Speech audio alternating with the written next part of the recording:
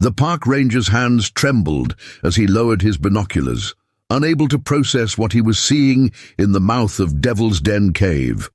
A young woman sat braiding wildflowers into her hair, humming softly in the morning sunlight. This was impossible. The cave had been sealed with a massive boulder 3 weeks ago after hikers reported finding human chains and fresh blood inside. No one could have survived what lurked in those depths, yet there she was, alive, radiant and seemingly untouched by the horrors that should have consumed her. Before we jump back in, tell us where you're tuning in from, and if this story touches you, make sure you're subscribed, because tomorrow I've saved something extra special for you. Autumn. Riley had learned to exist in the spaces between other people's attention, long before she understood that such invisibility wasn't normal. At 19, she moved through the small Appalachian town of Hollow Creek like smoke, present but unnoticed, essential to some but acknowledged by none. Her auburn hair caught sunlight in ways that should have turned heads, and her green eyes held depths that spoke of old wisdom. But the world had trained itself not to see her. The Riley family had been among Hollow Creek's founding settlers, their name carved into the oldest headstones in the cemetery that overlooked the town. But names on stones meant nothing when the living bearers of those names had fallen so far from grace. Autumn's great-grandfather had owned half the mountain. Before the coal companies came, her grandfather had sold it piece by piece to pay for whiskey and bad decisions. Her father had inherited nothing but debts and a reputation for violence that preceded him into every room. When Thomas Riley wrapped his pickup truck around an oak tree on Autumn's 16th birthday, the town treated it as an inevitable conclusion, rather than a tragedy. Her mother, Grace, had fled to Lexington 2 days after the funeral, leaving behind a daughter and a mortgage she couldn't afford. The official story was that Autumn had gone to live with relatives in Tennessee. The truth was that no one bothered to check. For 3 years, Autumn had sustained herself through a combination of ingenuity, determination, and the kind of luck that felt more like divine intervention. The Riley house sat at the end of Maple Street, surrounded by overgrown gardens that had once been her grandmother's pride. The neighbors assumed it was abandoned, and Autumn did nothing to correct that assumption. She worked odd jobs that paid cash and asked no questions. Mrs. Henderson needed someone to clean her house twice a week, but never inquired why Autumn arrived on foot, or why she sometimes showed up with bruises that couldn't be from housework. The diner on Highway 9 needed a dishwasher for the overnight shift, and the manager was too busy dealing with truckers and insomniacs to wonder about the quiet girl who never gave a last name and always insisted on being paid in small bills. Autumn had become an expert at living in the margins of official existence. She paid utilities in cash, bought groceries with money orders, and avoided any situation that might require identification or background checks. The skills her grandmother had taught her, preserving food, growing vegetables, treating minor injuries with herbal remedies, became essential to her survival. But perhaps most importantly, Autumn had learned to make herself useful without making herself vulnerable. She was the girl who remembered every customer's coffee preference at the diner, who could organize Mrs. Henderson's medicine cabinet with pharmaceutical precision, who knew which teenagers in town were struggling with addiction and might need someone to listen without judgment. She gave just enough of herself to earn trust and protection, but never enough to invite scrutiny. Behind the Riley house, Autumn had cultivated something that bordered on magical. What had once been her grandmother's vegetable garden had expanded into a sophisticated ecosystem of herbs, vegetables, and medicinal plants that drew from both Appalachian folk wisdom and techniques she'd learned from library books and internet. Forums accessed at the public library. Cherokee purple tomatoes grew alongside European lavender. Traditional mountain herbs like golden seal and ginseng shared space with plants her grandmother had called Indian medicine, remedies passed down from the Cherokee families who had lived in these mountains long before the Rileys arrived. Autumn had always felt drawn to these older traditions, sensing in them a knowledge that had been lost or forgotten by her own people. She spent her mornings tending this garden, her afternoons working her various jobs, and her evenings studying. The abandoned Riley house contained her grandmother's collection of books on herbal medicine, local history, and Cherokee traditions. Autumn read voraciously, cross-referencing folk remedies with modern botanical science, learning to identify plants by their scientific names as well as their common ones. The irony wasn't lost on her that she was living a more connected, more intentional life in poverty and isolation than most people achieved, with all the advantages of family and community. But it was a fragile existence, dependent on remaining invisible to the authorities who might ask uncomfortable questions about a 19-year-old living alone in a house that officially belonged to a bank. What Autumn didn't realize was that her careful invisibility had begun to attract the wrong kind of attention. In a town where everyone knew everyone's business, a young woman who successfully avoided scrutiny became, paradoxically, conspicuous in her very inconspicuousness. Deputy Marshal Kane had been wondering about the Riley place for months. Officially, the house was abandoned and scheduled for demolition to satisfy unpaid taxes. But Kane had noticed lights in the windows during his evening patrols, smoke from the chimney during cold snaps, and evidence of recent maintenance that suggested ongoing habitation. More troubling, he'd received reports from truckers about a young woman walking alone on mountain roads at odd hours, always disappearing before anyone could get a good look at her. Kane was a man who believed that unsolved mysteries in his jurisdiction reflected poorly on his competence. He was also a man with certain appetites that had grown more difficult to satisfy as he'd aged, and his reputation in neighboring counties had become complicated. The combination of professional curiosity and personal interest had led him to begin what he thought of as casual surveillance of the Riley property. But Kane wasn't the only one watching Autumn. Brett Hawkins had noticed her too, though his interest was financial rather than predatory. At 26, Brett had built a modest empire dealing methamphetamines throughout the mountain counties, using his family's legitimate construction business as cover for more profitable enterprises. He was always on the lookout for vulnerable young people who could be drawn into his operation, and a girl living alone without family protection represented opportunity. Brett had been observing Autumn for weeks, noting her routines, her isolation, her apparent lack of connections to law enforcement or social services. He was a patient predator, understanding that the best way to control someone was to first make them dependent on your kindness.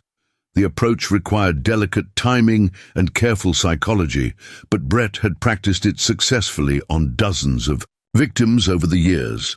The first contact came on a Tuesday morning in early September when Autumn was working in her garden behind the house. She looked up to find a young man standing at her back gate, tall and handsome in the way that mountain boys often were, all angles and confidence, with dark hair and eyes that seemed to hold promises. "Hope you don't mind me stopping by," he said, his voice carrying just enough drawl to sound local, but not enough to seem uneducated. "I'm Brett Hawkins. My family's got the construction company in town. I was driving by and couldn't help but notice what you've done with this place." Autumn straightened slowly, instinctively aware that this encounter was significant in ways she couldn't yet understand. She had trained herself to be forgettable, but this man had clearly remembered her enough to seek her out specifically. "It's just a garden," she said carefully. Brett smiled, and it was the kind of smile that had convinced dozens of people to trust him with their money, their secrets, and their lives. "Just a garden? Miss, this is the most beautiful piece of land I've seen in years. You've got an eye for design that puts professional landscapers to shame." Preparing and narrating this story took us a lot of time, so if you are enjoying it, subscribe to our channel. It means a lot to us now. Back to the story. The compliment settled into Autumn's chest like warm honey. It had been so long since anyone had praised her work, acknowledged her efforts, or suggested that her skills had value beyond mere survival. She found herself standing straighter, unconsciously smoothing her hair. "I learned from my grandmother," she admitted. "She knew all the old ways of growing things. I can tell. Mind if I ask your name? I like to know the talented people in my community." There was something in the way he said "my community" that suggested ownership, territory, but Autumn was too starved for human connection to analyze the implications. "Autumn Riley," she said. Brett's expression flickered with recognition before settling back into charming interest. He knew the Riley name, knew the family history, knew exactly how vulnerable this young woman was. "Perfect. Riley," he repeated thoughtfully. "That's old mountain stock. Good people. Tell me, Autumn, do you ever think about expanding this operation? Maybe turning your talent into something more profitable?" Over the following weeks, Brett became a regular presence in Autumn's carefully controlled world. He would stop by, in the evenings, ostensibly to admire her garden, but actually to study her routines, her fears, her desperate hunger for connection and validation. He brought gifts that seemed casual but were actually calculated: expensive seeds for rare herbs, professional-grade gardening tools, books on sustainable agriculture that would have cost her a week's wages. Each gift came with stories about his travels, his connections, his vision for legitimate businesses that could transform the local economy. "You know what this area needs," he told her one evening as they sat on her back porch, watching the sunset paint the mountains purple and gold. "Someone who understands the old ways, but can market them to modern customers. Herbal remedies, organic produce, artisanal products. There's a whole world of people in cities who would pay premium prices for what you can grow right here." Autumn found herself sharing dreams she had never spoken aloud. Visions of expanding her garden into a real farm, learning traditional Cherokee medicine from authentic sources, creating products that honored both her grandmother's wisdom and the older knowledge of the land's first inhabitants. Brett listened with the focused intensity of a predator studying prey, mentally cataloging every vulnerability, every hope that could be twisted into dependency. He spoke of business partnerships, of connections in Nashville and Atlanta, who were always looking for authentic mountain products, of opportunities that were just waiting for someone with Autumn's unique combination of knowledge and natural talent. "I could set up meetings," he offered, "introduce you to people who could change your life. But first, we'd need to make some improvements to your setup here. Professional packaging, quality control measures, maybe some initial capital. Investment to really do things right." The future Brett painted was seductive in its specificity. He described farmers' markets in wealthy Nashville suburbs where Autumn's herbal tinctures would sell for $50 a bottle. He talked about online businesses that could ship her products nationwide, about magazine articles that would feature her story of preserving mountain traditions. He made her feel like her survival skills weren't just necessary adaptations, but valuable assets that could lift her out of poverty and invisibility. Most importantly, Brett made Autumn feel seen. After years of existing in the margins, of being overlooked and ignored, she found herself the focus of someone's complete attention. He remembered everything she told him, asked thoughtful questions about her techniques, and treated her knowledge with a respect that felt almost sacred. The transition from friendship to something more complex happened so gradually that Autumn couldn't identify when exactly she had crossed the line from independence to dependence. It began with small favors, Brett offering to drive her to town when her bicycle had a flat tire, bringing groceries when she was too busy with garden work to shop, helping with repairs around the house that required tools she didn't own. Each favor came with casual mentions of the money he was spending, the time he was investing, the opportunities he was passing up to help her instead. Nothing demanding, nothing that felt like manipulation, just gentle reminders that their relationship was becoming transactional in ways that favored her. "I've been thinking about your situation," Brett said one evening in late September. "Living out here alone, paying for everything in cash, avoiding official records. That's got to be stressful, always worrying about someone asking the wrong questions." Autumn stiffened. She'd been careful never to discuss the specifics of her living situation, but Brett was clearly more observant than she had realized. "I'm fine," she said defensively. "I'm sure you are. You're obviously resourceful. But what happens if you get sick? What happens if someone from the county comes around asking about property taxes? What happens if you need help and there's no one to call?" The questions hit like physical blows because they represented fears that kept Autumn awake at night. Her entire existence was built on staying invisible, but invisibility was also isolation, and isolation was vulnerability. "I could help with that," Brett continued casually. "I know people in the county offices, people who could make sure certain paperwork gets lost or delayed. I know doctors who don't ask too many questions about insurance. I know lawyers who specialize in creative solutions to legal problems." He wasn't offering these services for free, though he was too smart to discuss payment explicitly. Instead, he talked about partnership, about mutual benefit, about the ways that people in tight-knit communities helped each other through difficult times. "All I'd need from you," he said, "is a little help with some of my own projects. Nothing uncomplicated, nothing dangerous, just some of those herbal remedies you're so good at making, packaged for some specific clients I work with." The herbal remedies Brett needed were not the healing tinctures and teas that Autumn had been perfecting for years. They were cutting agents and masking compounds for his drug operation, substances that would dilute pure methamphetamine while maintaining its potency, herbs that would disguise the chemical smell of manufacturing, plant-based additives that would help the drugs pass certain types of testing. Brett introduced these requests gradually, mixing them with legitimate orders for products that Autumn felt proud to make. He would ask for a batch of her golden seal tincture for customers with digestive issues, then casually mention needing some specific plant extracts for industrial applications that he couldn't discuss in detail due to client confidentiality.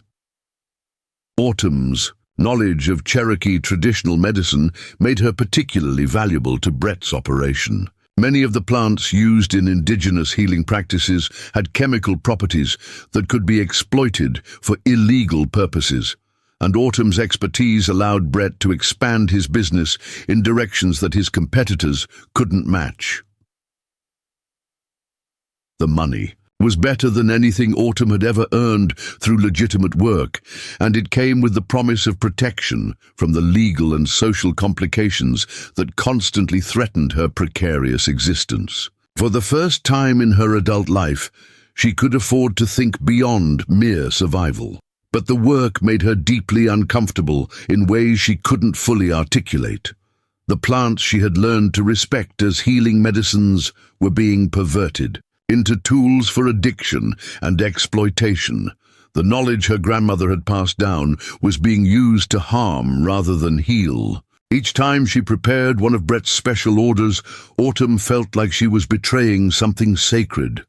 By October, Autumn was completely dependent on Brett's protection and income. He had taken over the practical aspects of her life that had always been sources of stress. paying utilities, handling interactions with county officials, providing transportation to jobs that were too far to reach on foot. In return, she had become an essential component of his criminal enterprise. The transformation had been so gradual that Autumn couldn't identify the moment when she had stopped being Brett's partner and become his asset. He still treated her with the same charm and respect that had initially drawn her in.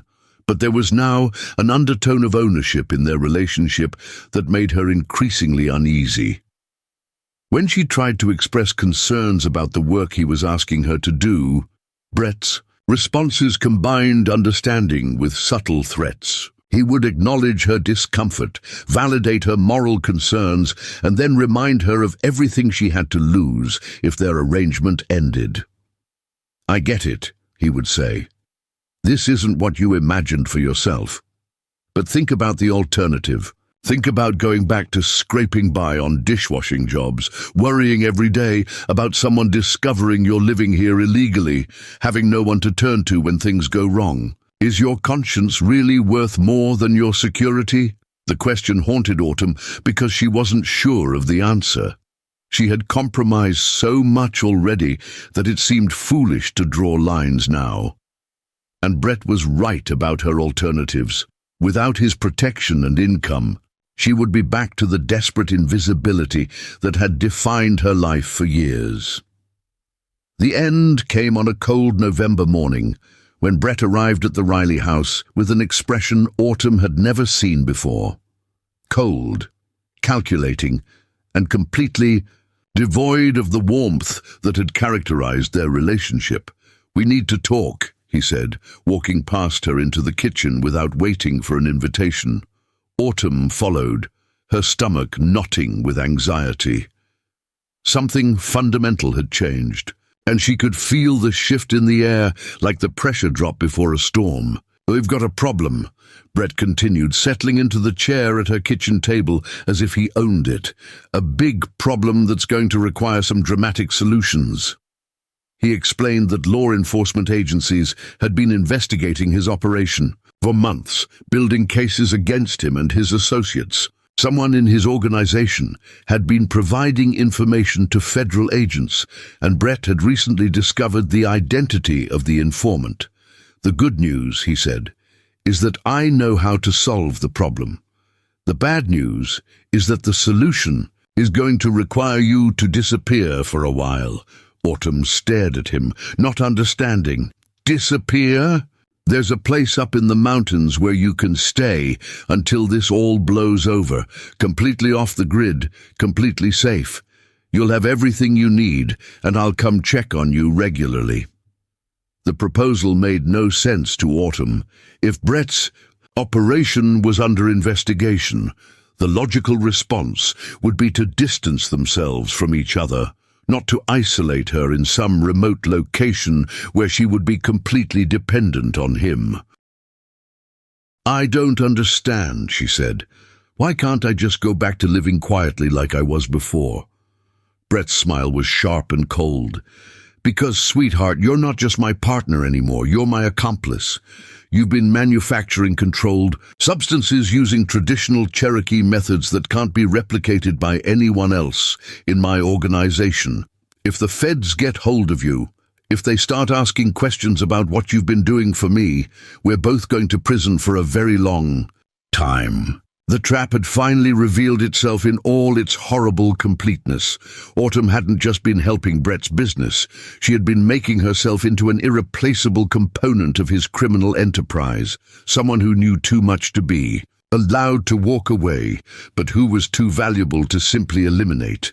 "Don't look so scared," Brett said, his tone becoming almost gentle again. "This is just temporary. A few weeks, maybe a month, until I can deal with the informant and clean up. Some loose ends. Then you can come back, and we can get back to business as usual."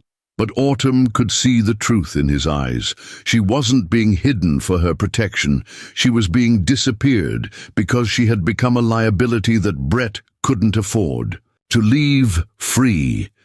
The invisible girl who had spent years avoiding official attention had finally been seen by someone, and that visibility was about to destroy her.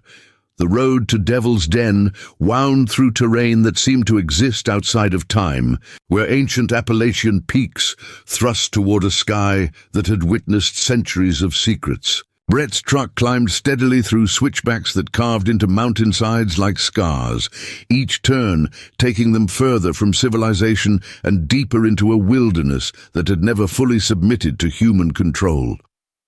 Autumn sat rigid in the passenger seat, her hands clasped so tightly in her lap that her knuckles had gone white.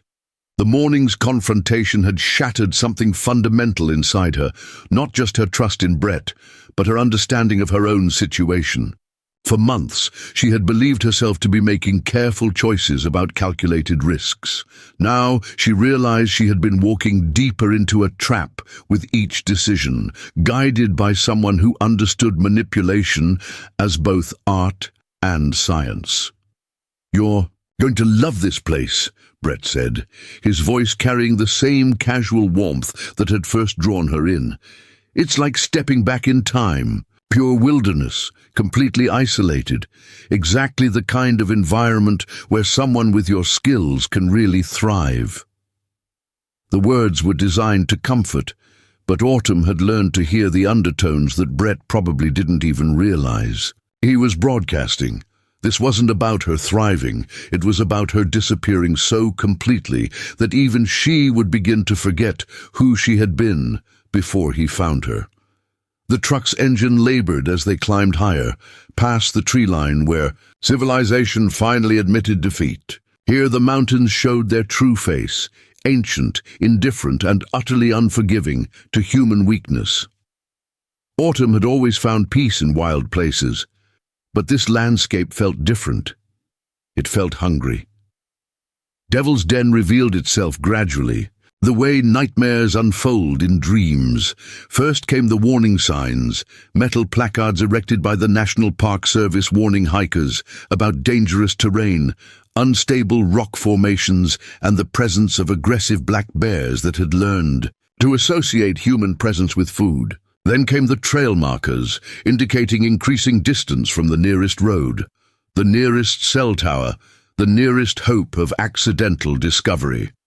The cave itself sat like a wound in the mountainside, a natural limestone formation that had been carved by water and time into something that resembled a gaping mouth. Local Cherokee legends called it a place where the spirits of the dead lingered, unable to find peace. White settlers had named it Devil's Den after a series of unexplained disappearances in the 1800s. Modern park rangers simply called it off-limits and did their best to keep curious tourists away from its depths. Brett parked the truck beside a cluster of boulders that hid the vehicle from casual observation. He moved with the confidence of someone who had made this journey before, retrieving supplies from the truck bed with practiced efficiency. Camping gear, bottled water, canned food, and a heavy canvas bag that clinked with the metallic sound of chains. "The thing about caves," Brett said conversationally as he shouldered his pack, "is that they're perfect natural prisons. No bars required, no guards necessary. Just stone walls that have stood for millions of years and will stand for millions more." Autumn's blood turned to ice water. "Brett, what are you talking about?" His smile was the same one that had convinced her to trust him, but now she could see the calculation behind it, the careful manipulation of facial muscles to create an impression of warmth where none existed. "I'm talking about reality, sweetheart. The reality that you know enough about my operation to destroy everything I've built. The reality that federal agents are probably going to start asking very specific questions about very specific people. The reality that some problems can only be solved by making them disappear completely." The entrance to Devil's Den was deceptively modest, a crack in the stone that required crawling to navigate. But once inside, the cave opened into a cathedral of darkness that stretched beyond the reach of flashlight beams. Limestone formations created a forest of pillars and archways, while underground streams whispered secrets that echoed off walls carved by countless centuries of patient water. Brett moved through the cave system with the assurance of familiarity, leading Autumn deeper into chambers that grew progressively more isolated from the outside world. His flashlight beam danced across rock formations that looked like frozen waterfalls, like the ribcage of some ancient beast, like the bars of a prison designed by geological time rather than human engineering. "You've been here before," Autumn said, the realization hitting her like a physical blow. "Several times. It's amazing what you can accomplish when you understand the landscape. This cave system extends for miles underground, with dozens of chambers that have never been officially mapped. Someone could disappear in here completely and never be found, no matter how hard anyone looked." They stopped in a chamber that felt like the nave of a stone church, complete with a natural altar formed by centuries of mineral deposits. The ceiling disappeared into darkness above, while passages led off in multiple directions, like the spokes of a wheel. It was beautiful in the way that only truly wild places could be beautiful, alien, timeless, and completely indifferent to human suffering. Brett set down his pack and began removing items with methodical precision, camping supplies that would sustain someone for weeks, medical supplies that suggested he expected injuries, and finally the chains that Autumn had heard clinking in the truck. "The beauty of this place," Brett continued, his voice echoing strangely off the stone walls, "is that it's completely self-contained. There's fresh water from underground springs, enough space to move around and stay healthy, and absolutely no possibility of outside interference. You could scream for hours, and the only things that would hear you are the bats." As Brett unpacked his supplies, he began to speak with the casual tone of someone sharing interesting trivia rather than describing imprisonment and potential murder. Autumn realized that this was how he processed what he was doing, by treating it as a practical problem requiring efficient solutions rather than a moral catastrophe that would haunt him forever. "You're not the first person I brought here," he said, threading chains through metal rings that had been hammered into the cave wall. "The first was a guy named Tommy Breslin, about 2 years ago. Tommy worked for me for almost 6 months. Before he got greedy, started skimming product and selling on the side. I gave him chances to make it right, but some people just can't be trusted." Autumn's legs gave out, and she sank to her knees on the stone floor.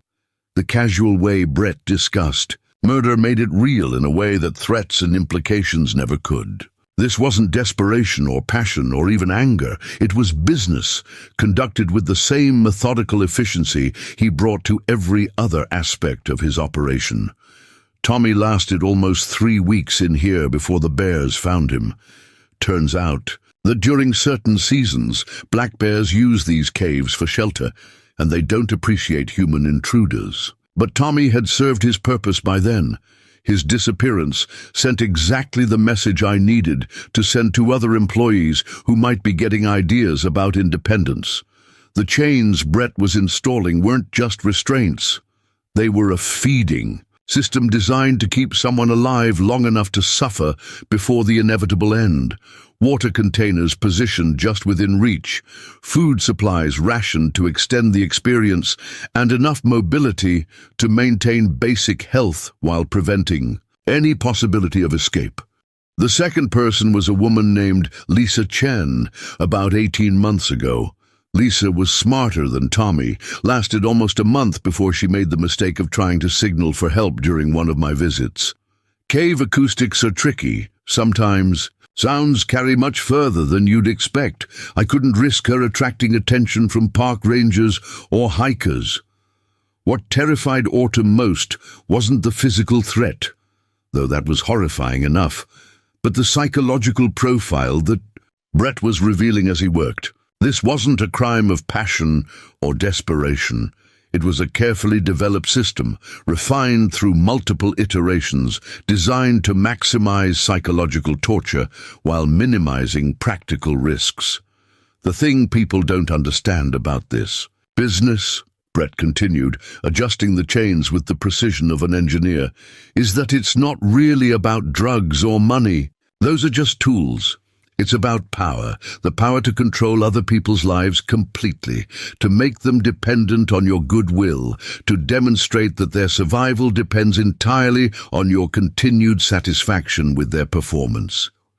Stood back to examine his work, the chains now forming a web that would allow movement within a roughly 10-foot radius, while making escape impossible. The positioning was calculated to provide access to water and a small supply of food, while ensuring that the victim would be visible to any large predators that might wander into the chamber. What I've learned from previous experiences is that isolation alone isn't enough. People can adapt to almost anything if they maintain hope. The key is to provide just enough comfort to keep them alive, while systematically destroying any possibility of rescue or escape.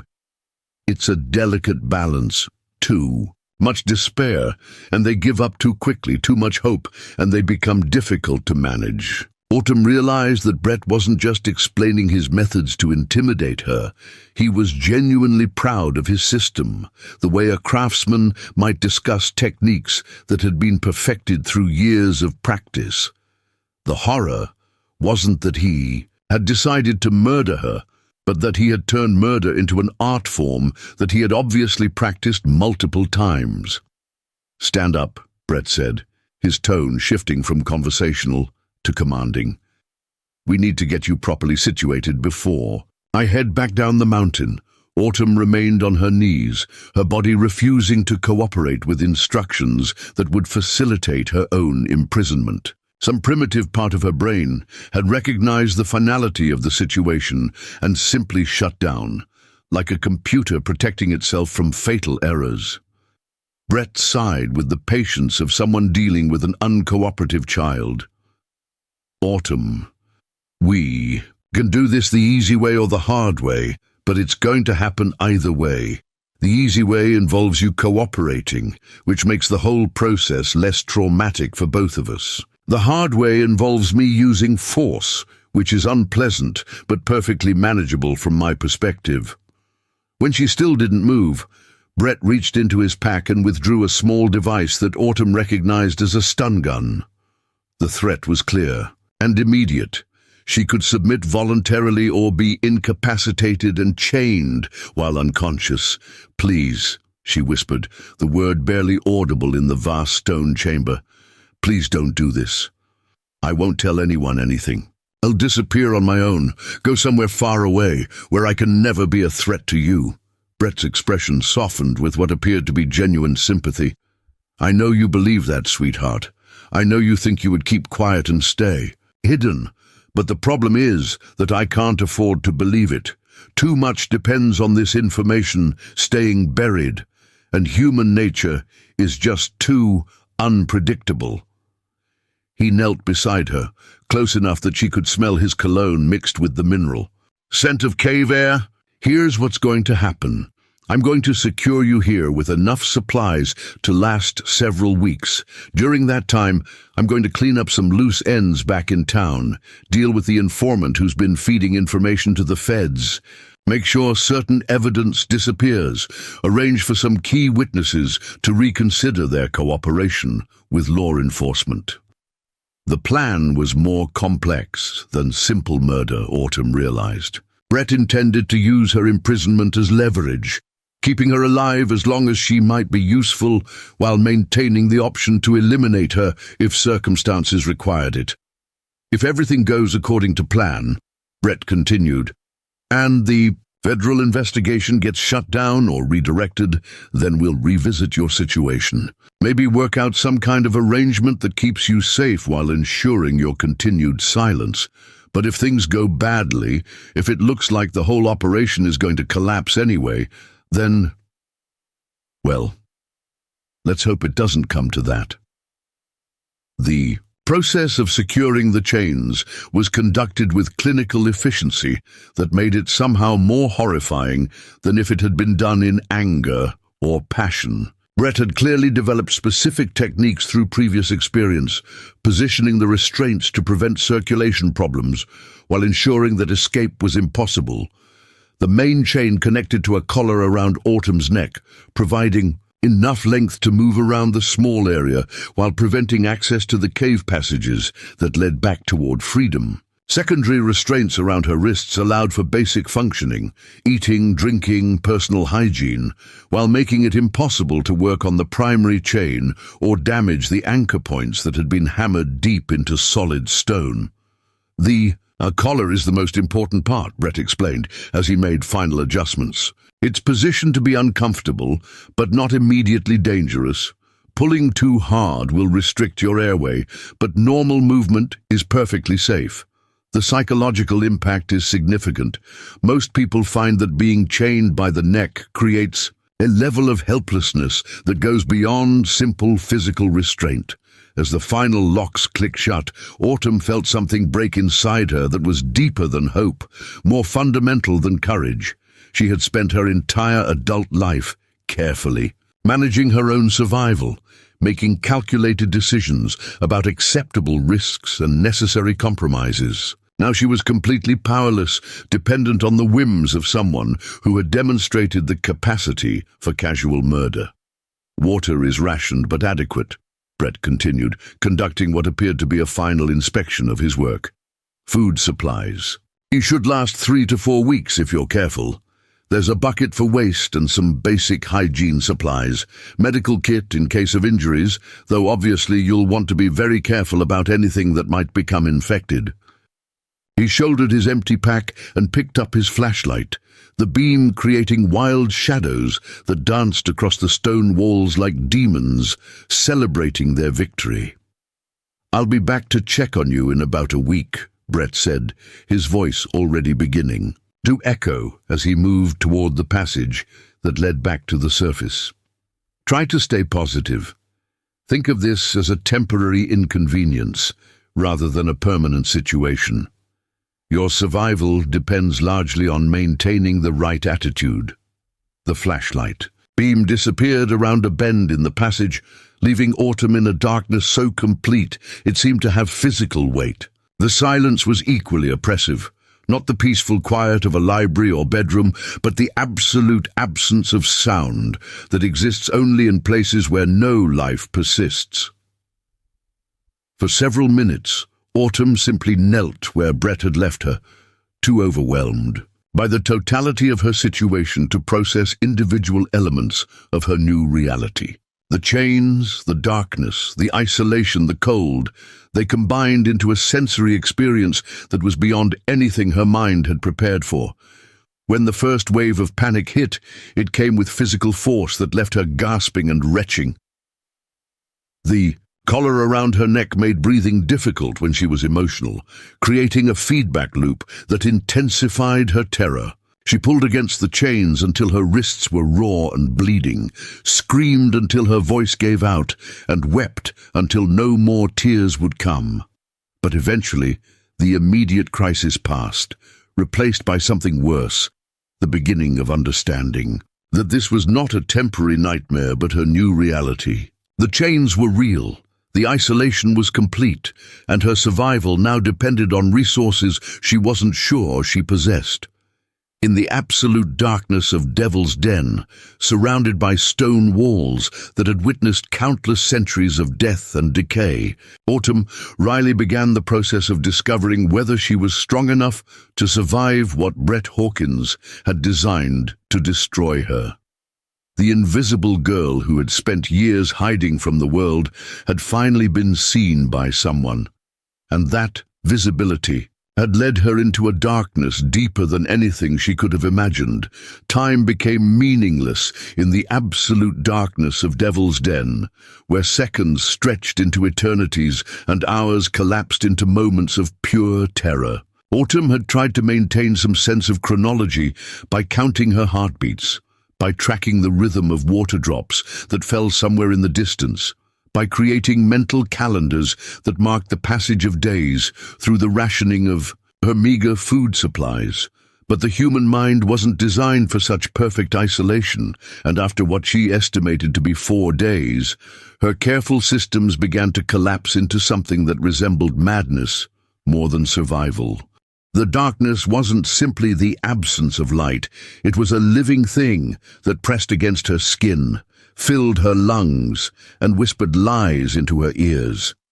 In the blackness, shapes moved that couldn't exist, sounds echoed that had no source, and memories became indistinguishable from hallucinations. Autumn found herself conducting conversations with her dead grandmother, arguing with Brett about philosophical questions that had never occurred to her before, and singing lullabies to imaginary children who cried in the shadows just beyond the reach of her chains. The collar around her neck had become the center of her universe, a constant reminder of her captivity that influenced every movement, every breath, every attempt to find a comfortable position on the stone floor. She had learned to move in ways that minimized the pressure, to sleep in positions that didn't restrict her airway, to eat and drink with the careful precision of someone whose survival depended on never forgetting the metal circle that defined the boundaries of her existence. But the physical discomfort was nothing compared to the psychological warfare that her own mind had begun to wage against her sanity. In the endless darkness, her thoughts turned inward with an intensity that bordered on cannibalistic, feeding on memories and fears until they grew into monsters that seemed more real than the stone walls of her prison. The cave system revealed itself to be far from the sterile environment that Brett had described. Devil's Den was a living ecosystem, populated by creatures that had adapted to perpetual darkness and survived on resources that most surface dwellers would never recognize. Bats roosted in chambers high above, their movements creating sounds that ranged from gentle rustling to sharp, aggressive chittering. Insects scuttled across stone surfaces with the confidence of things that had never known light. And somewhere in the deeper passages, larger shapes moved with the patient hunting rhythms of predators who had learned that caves provided both shelter and steady supplies of prey. Autumn had become part of this ecosystem, though not in the way she had hoped. Her waist attracted insects that she couldn't see but could feel crawling across her skin. Her food supplies drew mice and rats that emerged from crevices to steal whatever they could reach. Her very presence had upset delicate balances that had existed for centuries, introducing new scents and sounds that traveled through the cave system like invitations to investigation. On what she calculated to be her 6th day of imprisonment, she heard the first sounds that made her blood freeze completely. Heavy breathing echoed from one of the deeper passages, accompanied by the scrape of claws against stone and the wet sound of something large investigating scents that didn't belong in its domain. The black bear that Brett had mentioned wasn't a theoretical threat. It was a reality that was moving steadily closer to her location.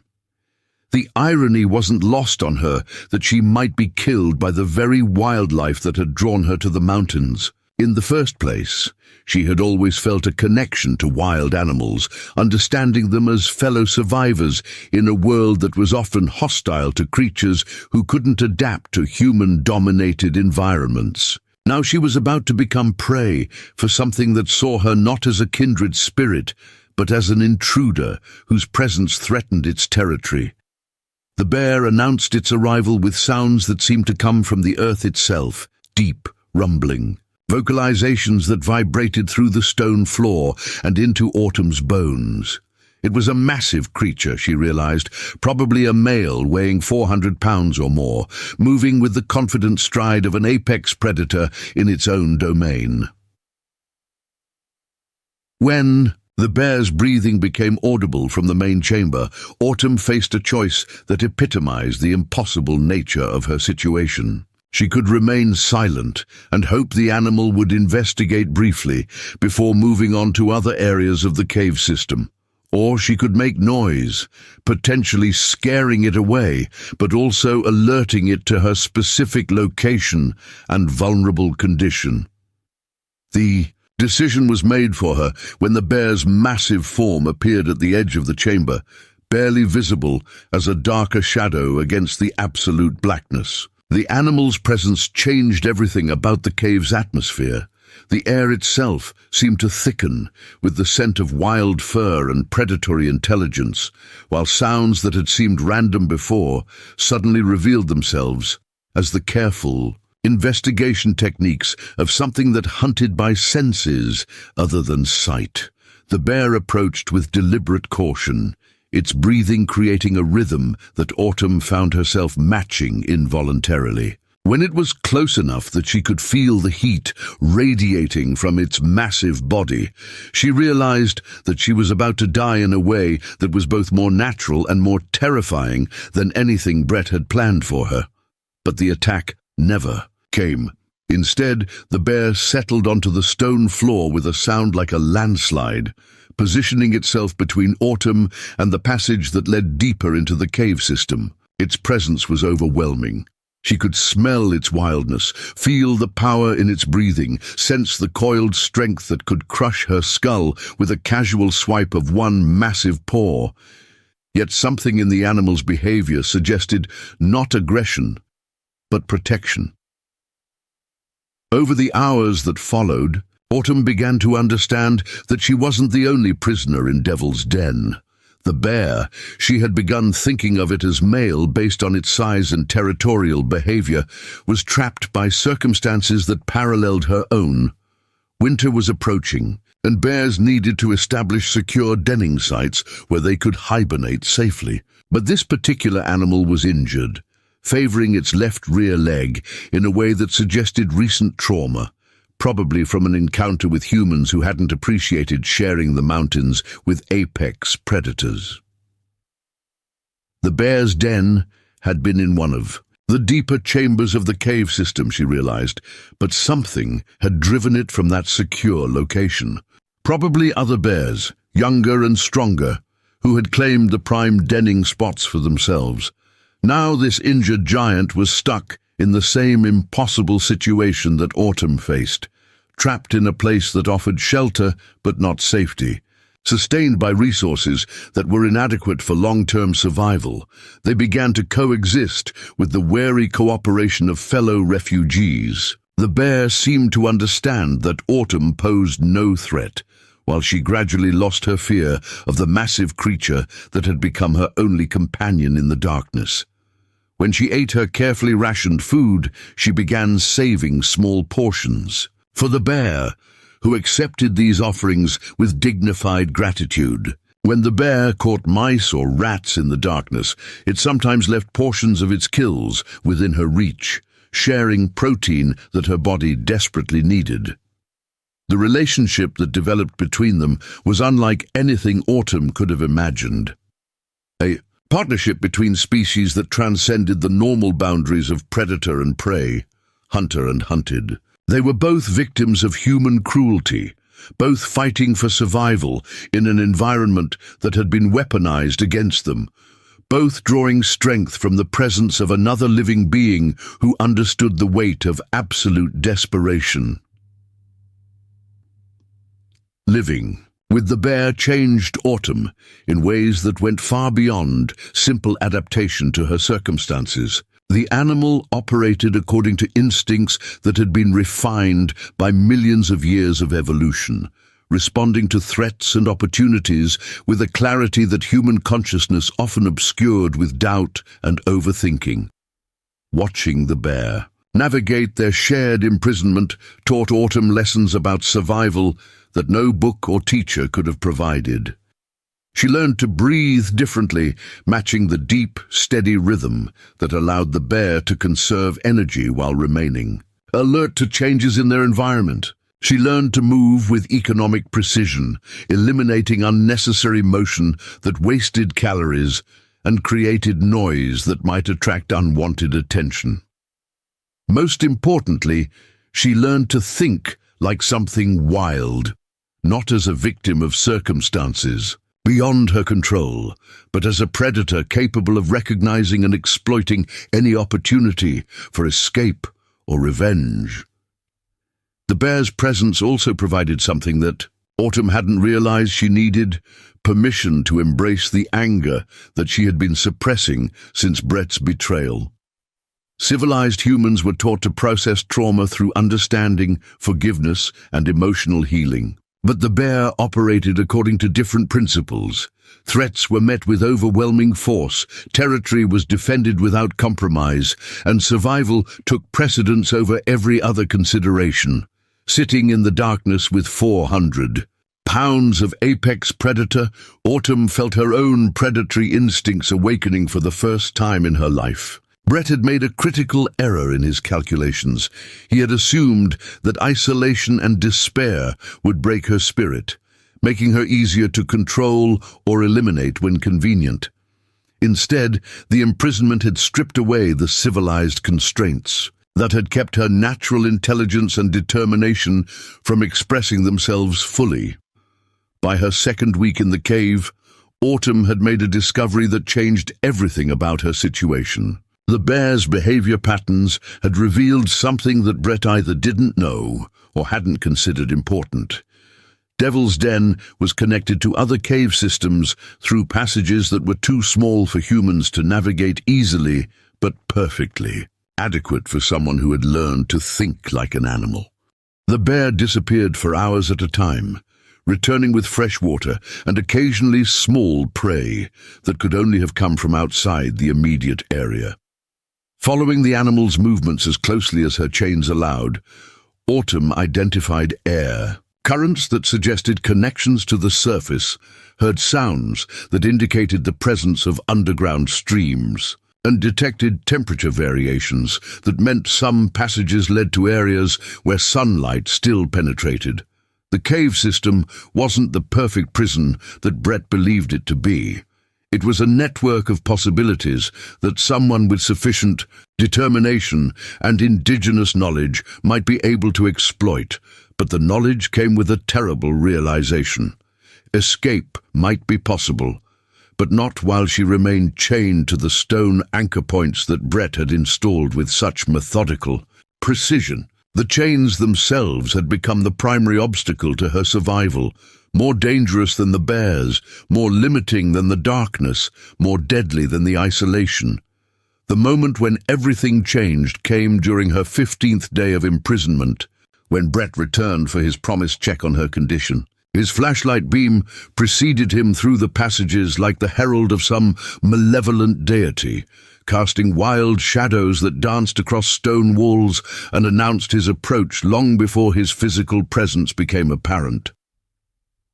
Autumn heard him coming and made a decision that surprised her own rational mind. Instead of calling out to announce her location, she remained silent, positioning herself in the shadows where the flashlight beam wouldn't immediately reveal her presence. The bear, sensing her tension, melted away into one of the deeper passages with the fluid grace of something that had never forgotten how to be invisible. When Brett entered the chamber where she was imprisoned, he called out with the casual confidence of someone who expected immediate compliance. "Autumn, how are we doing down here? Time for our little check-in." She watched him from the shadows, studying his body language, his movements, his obvious assumption that she would be grateful for his attention after 2 weeks of isolation. What she saw was no longer the charming manipulator who had seduced her with promises of partnership and prosperity. What she saw was prey, something soft and vulnerable that had entered the territory of apex predators and didn't understand the danger it faced. "Autumn." Brett's voice carried a note of concern as his flashlight beam swept across the chamber, revealing the food supplies, the waste bucket, the evidence of her presence, but not her actual location. "Where are you, sweetheart? Don't play games with me." When she finally spoke, her voice came from the darkness behind him, low and steady and completely devoid of the fear that he had expected. "I'm here, Brett, right behind you." He spun around, his flashlight beam finding her face, and what he saw there made him take an involuntary step backward. The frightened girl he had chained in the cave 2 weeks earlier was gone, replaced by something that watched him with the patient intensity of a predator, calculating the best moment to strike. "Jesus," he breathed, taking another step back. "What happened to you?" Autumn smiled, and it was not a human expression.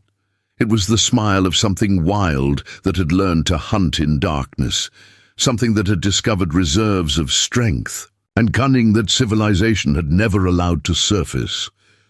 "I found out who I really am," she said softly. "And I found out who you really are too." Brett's second mistake was assuming that physical restraints were sufficient to control someone who had learned to think like an apex predator. His third mistake was coming close enough to gloat over her condition, putting himself within reach of chains that could be used as weapons by someone who no longer thought of herself as a victim. The attack came with animal swiftness and precision, Autumn using the length of her neck chain to create a noose that caught Brett around the throat before he could react. The flashlight went flying, its beam creating a strobe effect as it bounced off stone walls, while Brett found himself fighting for his life against someone who had learned that survival required the willingness to kill. The struggle was brief but decisive. Brett was stronger, but Autumn had advantages that he couldn't counter. Intimate knowledge of the terrain, perfect adaptation to fighting in darkness, and most importantly, the absolute commitment of something that had nothing left to lose. When his unconscious body finally went limp, she took the keys to her restraints from his pocket with hands that didn't tremble. As the chains fell away from her neck and wrists, Autumn felt something fundamental shift inside her consciousness. She was no longer the invisible girl who had spent years hiding from the world's attention.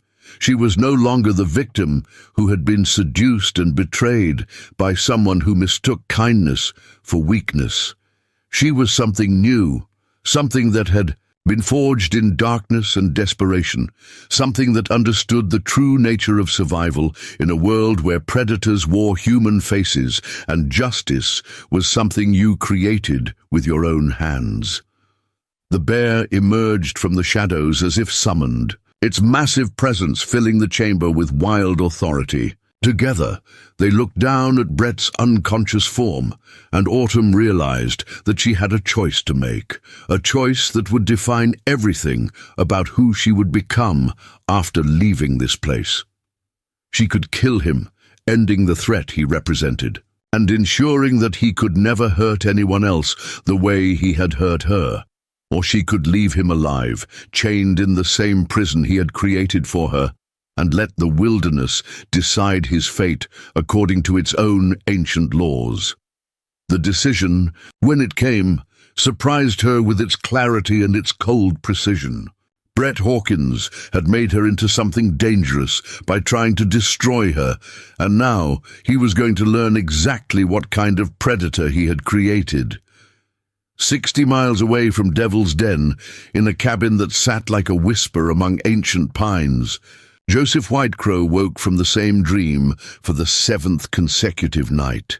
In the vision, a young woman with hair like autumn leaves called to him from inside the earth itself. Her voice carried on winds that spoke in the old language his grandmother had taught him before the government schools tried to steal his tongue. The woman in the dream was dying, but she was also being reborn as something the modern world had forgotten how to recognize, a bridge between the civilized and the wild, between the wounded and the healing, between the lost and the found. Joseph had been having prophetic dreams since childhood, a gift that had made him invaluable to his community, but had also marked him as different in ways that carried both blessing and burden. At 63, he had learned to distinguish between the ordinary anxieties that haunted sleep and the true visions that demanded action. This dream was different from both. It carried the weight of destiny and the urgency of someone calling across an impossible distance for help that only he could provide. The woman in his visions wasn't Cherokee, but she was connected to Cherokee. land in ways that went deeper than blood or tribal enrollment. She carried knowledge that had been passed down through generations of mountain people who had learned healing from his ancestors, who had preserved fragments of indigenous wisdom, even when they didn't understand its origins. She was part of a story that had begun centuries ago when his people first shared their medicine with white settlers who approached with respect rather than conquest. But the dream also showed him something that made his blood run cold. The woman was imprisoned not just by chains and stone, but by her own transformation into something that could destroy as easily as it could heal. She was balanced on the edge between becoming a medicine woman and becoming a weapon, and the choice she made would echo through generations of people who didn't even know they were connected to her story. Joseph Whitecrow belonged to a family that had maintained traditional responsibilities even when the modern world made such obligations difficult to fulfill. His great-grandfather had been a medicine man who treated both Cherokee and white families during the smallpox epidemics of the 1890s.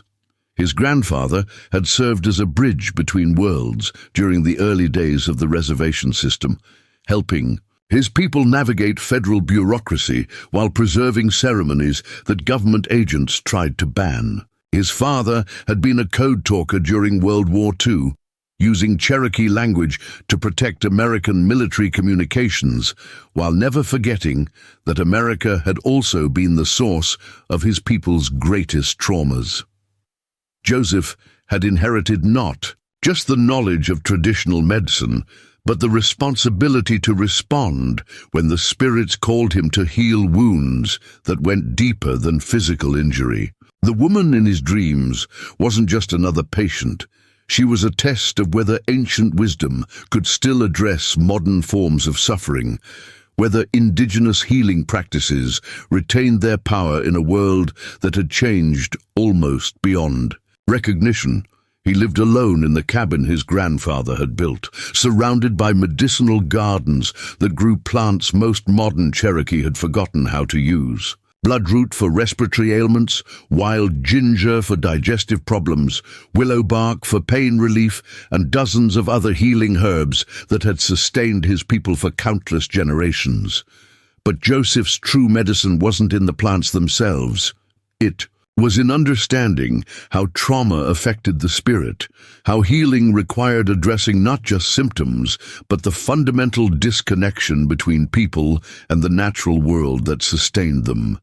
The woman in his dreams was suffering from soul sickness, a condition that his ancestors had recognized and treated long before white doctors invented terms like post-traumatic stress disorder. She had been wounded in ways that modern medicine couldn't address because the wound was spiritual as much as psychological. Someone had tried to break her connection to her own power, to make her forget that she belonged to the land and the land belonged to her. Joseph began preparing for a rescue mission before he fully understood what he was preparing for. The dreams provided geographic clues, limestone formations, specific plant communities, the sound of particular streams that allowed him to identify the general area where the woman was being held. But the visions also showed him something that made the mission far more complex than a simple rescue operation. The woman wasn't the only one trapped in Devil's Den. There was a presence there that the dreams revealed as both dangerous and sacred. A bear spirit that had become guardian rather than threat, a creature that had formed an alliance with the imprisoned woman that transcended the normal boundaries between human and animal consciousness. Joseph understood that any intervention would need to honor this relationship rather than disrupting it. He loaded his ancient Ford pickup with supplies that reflected both practical necessity and spiritual preparation. Medical equipment purchased from modern suppliers, traditional healing herbs gathered from his own gardens, camping gear suitable for extended wilderness travel, and sacred items that his family had used for generations to communicate with spirits that inhabited wild places. The Drive toward Devil's Den took him through landscape that held layers of history invisible to most travelers. These mountains had been Cherokee territory for centuries before European settlement, and they retained spiritual significance that federal ownership couldn't erase. Joseph could feel the weight of ancestral presence as he climbed toward higher elevations, sensed the attention of spirits that watched over places where his people had lived, loved, suffered, and died. But he also felt something else, a darkness that didn't belong to natural cycles of life and death, a corruption that came from human cruelty rather than natural predation. Someone had brought evil into a sacred place, had violated the balance between civilization and wilderness in ways that demanded correction. 3 miles from Devil's Den, Joseph stopped his truck and began the final approach on foot, following game trails that his ancestors had used for hunting and vision quests. He moved with the careful stealth of someone who understood that mountains were home to creatures that didn't appreciate human intrusion, but also with the confidence of someone who belonged to this landscape in ways that went deeper than individual ownership. The spirit spoke to him more clearly as he approached the cave system, providing information that supplemented what his dreams had revealed. The woman had been imprisoned for more than 2 weeks, but she had survived by forming an alliance with forces that most people would never recognize. She had been transformed by her ordeal in ways that made her dangerous to those who had hurt her, but the transformation was incomplete. She could still become either a healer or a destroyer, depending on what happened in the next few hours. The bear that guarded her was injured, probably dying, sustained only by spiritual purpose that transcended normal animal motivations. It had been waiting for Joseph's arrival, had been holding on to life through sheer will until someone came who could complete the healing process that had begun in darkness and desperation. But there was something else in the cave system, something human that had been left there as either prisoner or punishment. The dreams showed Joseph a man chained in darkness, experiencing the same isolation and terror that he had inflicted on others. This man represented a choice that would define everything about the woman's future, whether she would respond to evil with justice or with vengeance, whether her transformation would serve healing or destruction. Joseph announced his presence to the cave system using traditional protocols that his grandfather had taught him for entering sacred spaces.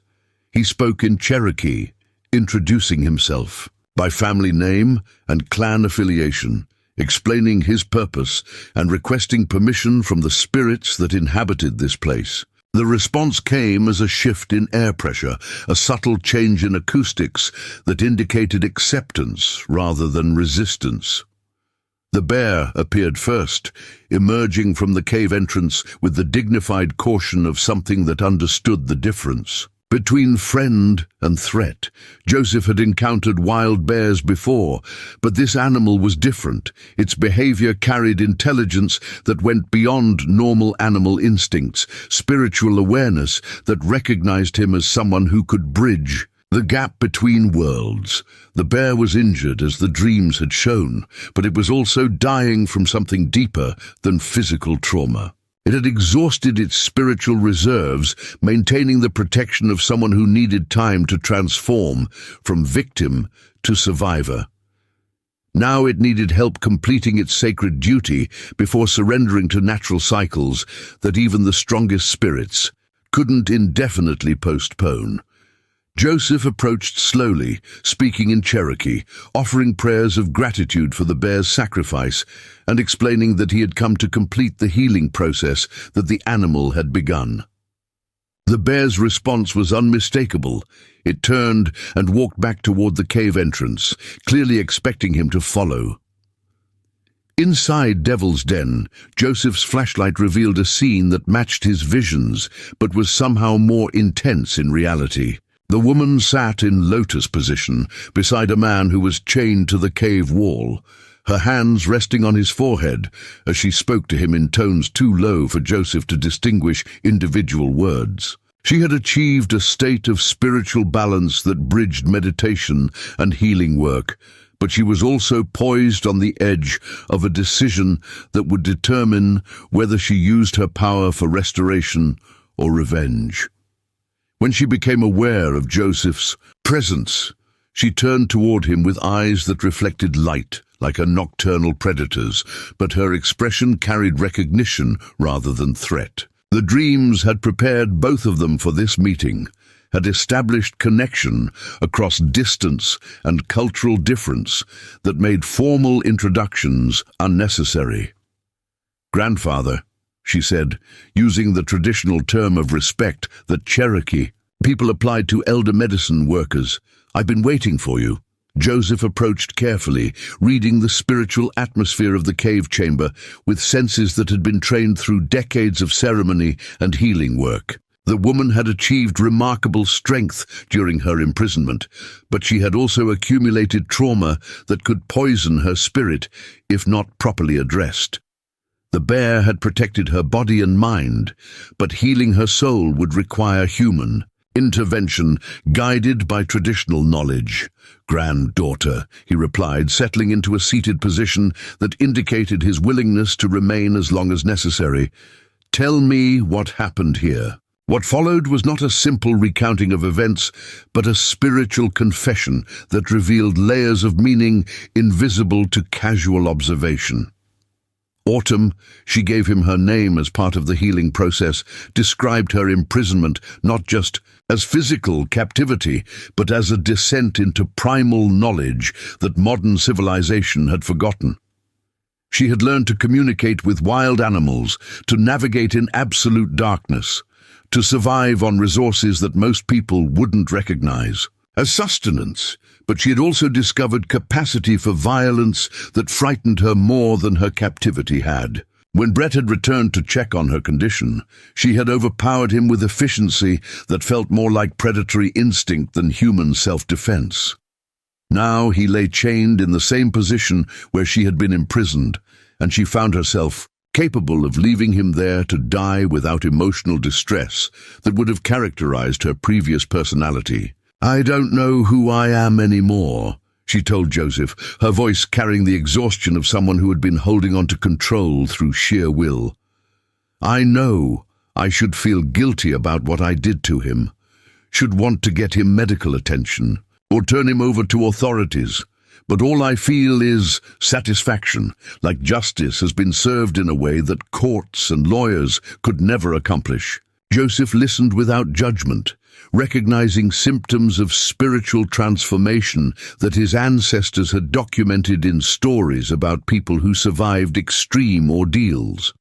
Autumn had undergone what Cherokee tradition called crossing over, a process where trauma either destroyed someone completely or initiated them into forms of power that carried both blessing and terrible responsibility. "The person you were before couldn't have survived what happened to you," he explained. "The spirits gave you strength by awakening parts of yourself that had been sleeping. But now you have to choose how to use that strength, whether it serves healing or harm, whether it connects you more deeply to life or separates you from your own humanity." The healing ceremony that Joseph conducted in Devil's Den lasted through the night, drawing on traditions that had been preserved through generations of medicine people who understood trauma as spiritual as well as psychological injury. He used sage smoke to cleanse negative energy that had accumulated in the cave, sang healing songs that his grandmother had taught him, and created sacred space where Autumn could process what had happened to her without being overwhelmed by emotions that had been suppressed during her fight for survival. But the most important part of the ceremony involved the choice that Autumn had to make about Brett's fate. Joseph explained that traditional Cherokee justice focused on restoration rather than punishment, on healing community wounds rather than satisfying individual desires for revenge. Brett's crimes had created spiritual imbalance that could only be corrected through processes that addressed root causes rather than symptoms. "Leaving him here to die won't heal what he broke," Joseph told her. "It will just add more poison to water that's already contaminated." But turning him over to authorities who don't understand the spiritual dimensions of what happened won't provide real justice either. The solution Joseph proposed drew on restorative justice practices that his people had used for centuries to address serious crimes within their communities. Brett would be given the opportunity to make amends through service, rather than simply suffering punishment, but the service would be designed to address the specific spiritual wounds that his actions had created. Throughout the healing ceremony, the bear remained present as both guardian and witness, its massive form serving as a reminder of the wild wisdom that had protected Autumn during her transformation. But as dawn approached and the ceremony moved toward completion, Joseph realized that the animal was preparing for its own transition from physical to spiritual existence. The bear had fulfilled its sacred purpose by protecting Autumn until help arrived, but its injuries were too severe for recovery, even with traditional healing methods. What remained was helping the animal complete its crossing in a way that honored its sacrifice and preserved its spiritual medicine for future generations. Joseph conducted the passing ceremony using songs that his grandfather had taught him for honoring animal spirits that had served human healing. The bear's death was peaceful, surrounded by gratitude rather than grief, marked by recognition of the profound gift it had provided by choosing protection over self-preservation. As the bear's spirit departed, Joseph felt the presence of his ancestors gathering to welcome a creature that had transcended normal animal consciousness through its willingness to serve something larger than individual survival. The cave itself seemed to exhale, releasing tension that had been building since Brett had first violated its sacred atmosphere with his criminal intentions. When morning light finally penetrated the cave entrance, Autumn emerged as someone who had been fundamentally changed by her ordeal, but had chosen healing over hatred, restoration over revenge. She carried Brett's unconscious form on a stretcher that Joseph had constructed, determined to ensure that he received medical attention before facing legal consequences for his crimes. But she also carried knowledge that would define the rest of her life, understanding of traditional healing practices that Joseph had shared during their night-long ceremony, awareness of her own capacity for both creation and destruction, and most importantly, recognition of her responsibility to use her transformation in service of healing rather than harm. The invisible girl who had been chained in darkness had emerged as a medicine woman capable of bridging worlds that modern civilization had separated. Someone who understood both the power of traditional wisdom and the necessity of applying that wisdom to contemporary forms of suffering.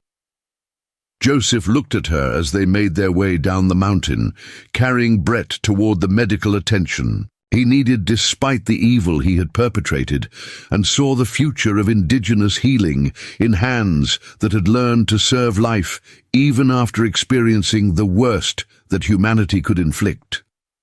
The Cherokee healer had found not just someone to rescue, but someone to teach, someone who could carry ancient wisdom forward into a world that desperately needed healing approaches that addressed spirit as well as body, community as well as individual, justice as well as mercy. The world that autumn. Riley emerged into bore no resemblance to the one she had left behind 3 weeks earlier.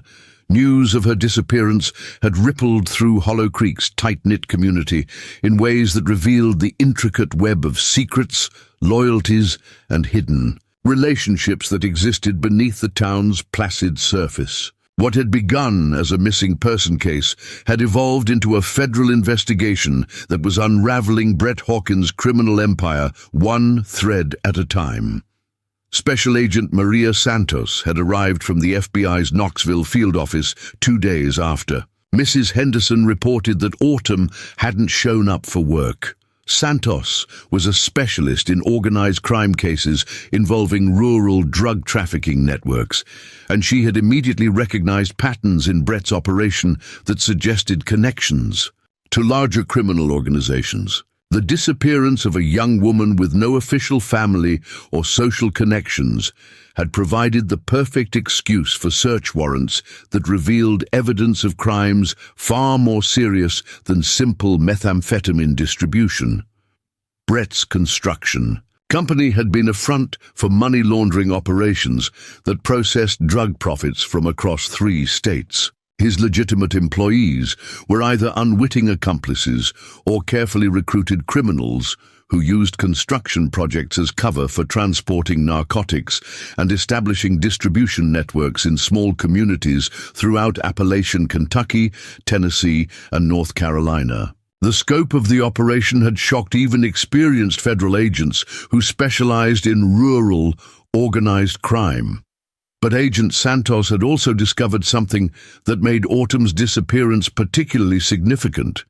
Brett had been under surveillance for months, and federal investigators had been building cases against his associates when he suddenly vanished, along with a young woman whose existence had been carefully hidden from official scrutiny. The timing suggested that Brett's disappearance was connected to either an internal power struggle within his organization or an attempt to eliminate potential witnesses before they could cooperate with federal authorities.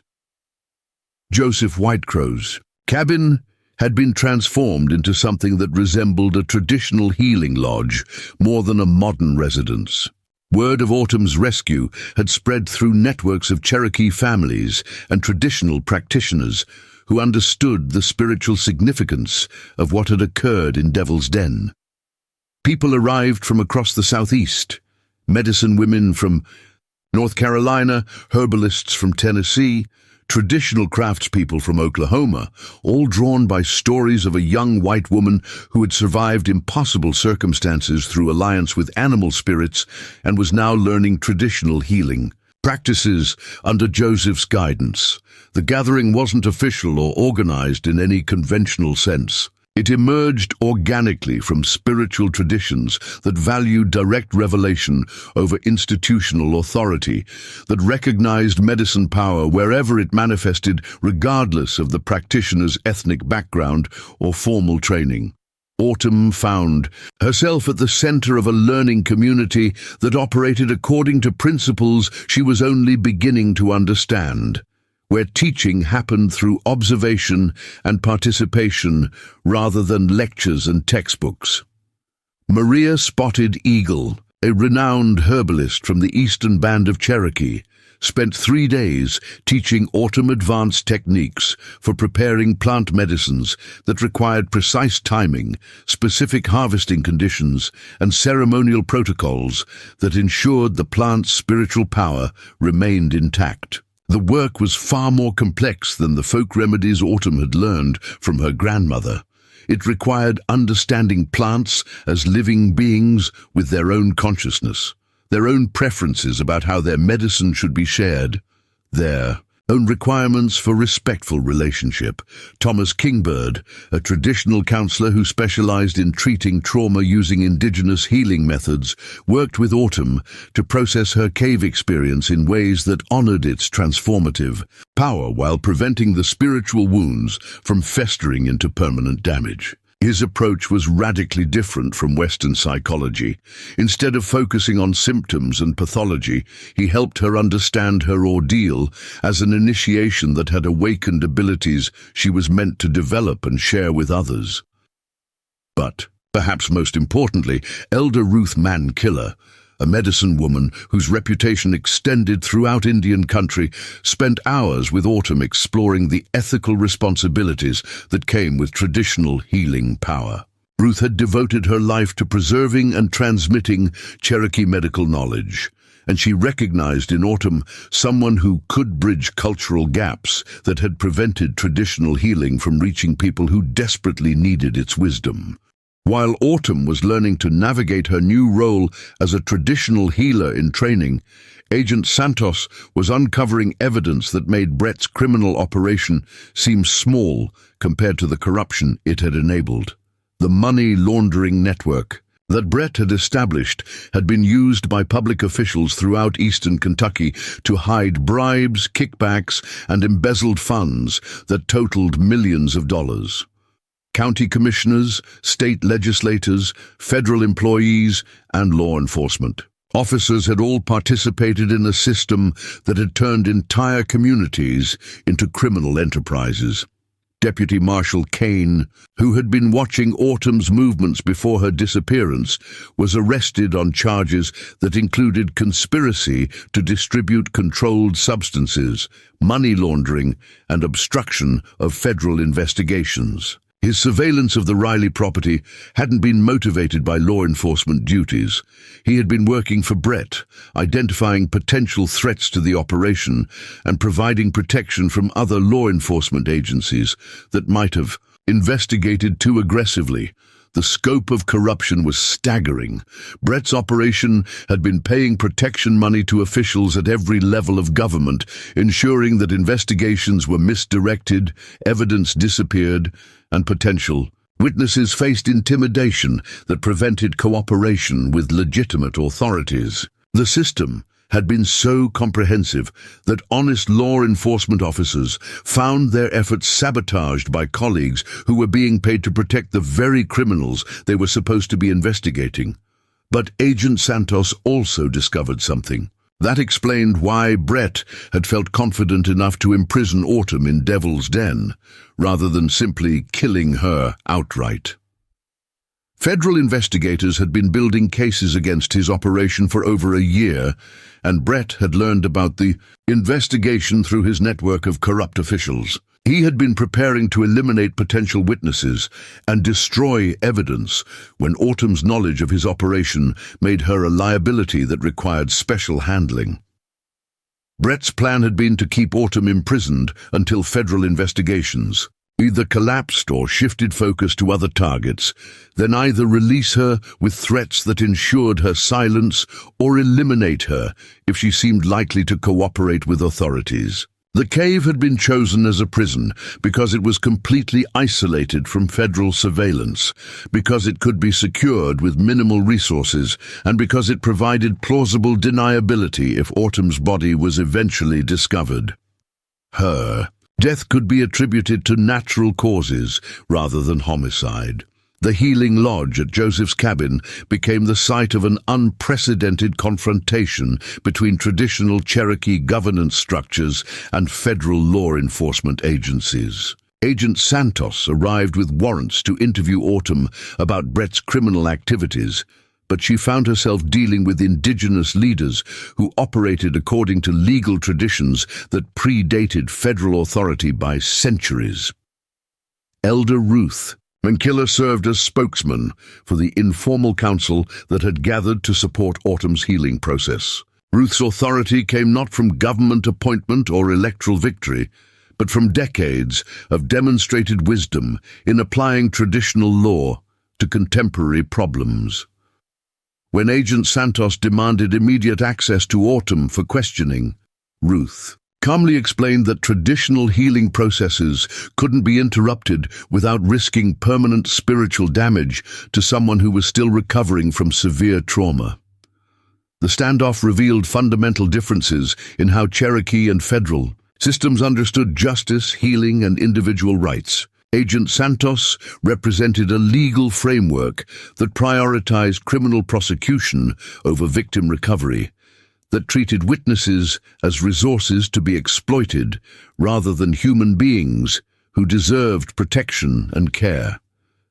The Cherokee Council prioritized Autumn's spiritual and psychological recovery, understanding that her testimony would be worthless if the interrogation process re-traumatized her before she had fully processed what she had experienced. The compromise that emerged reflected both systems' core values while acknowledging practical necessities that couldn't be ignored. Autumn would provide testimony about Brett's criminal activities, but the interviews would be conducted using protocols that honored Cherokee healing traditions. Agent Santos would receive the information she needed for criminal prosecutions, but the process would serve Autumn's recovery rather than simply extracting data for legal proceedings.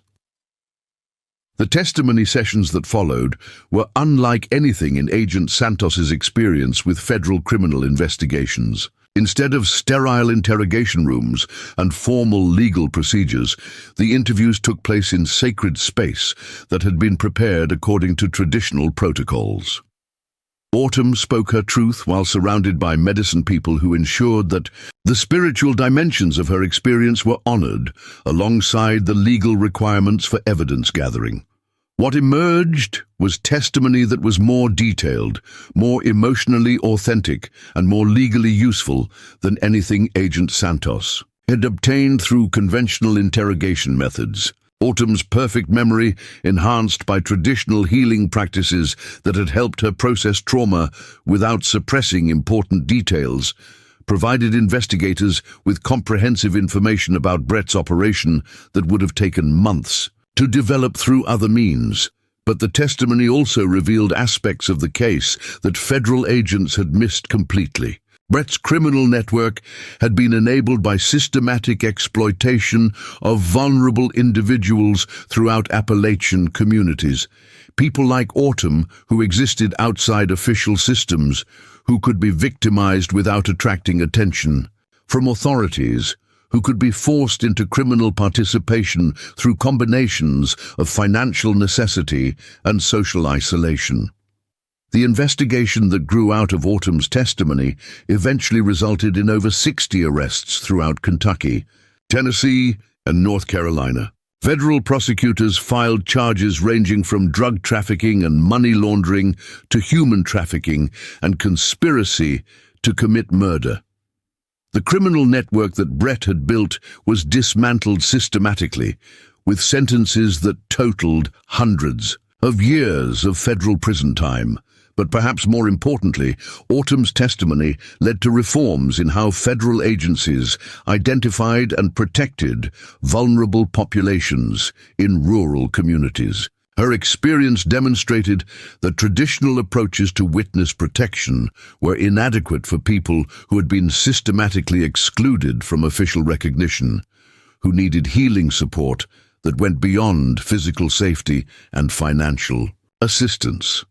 As Autumn's role in the federal investigation concluded, her development as a traditional healer accelerated in ways that surprised even Joseph Whitecrow. The knowledge she had gained during her imprisonment about surviving in wilderness conditions, about communicating with wild animals, about accessing inner strength during extreme circumstances, proved to be invaluable preparation for advanced healing work that required practitioners to guide others through psychological and spiritual ordeals.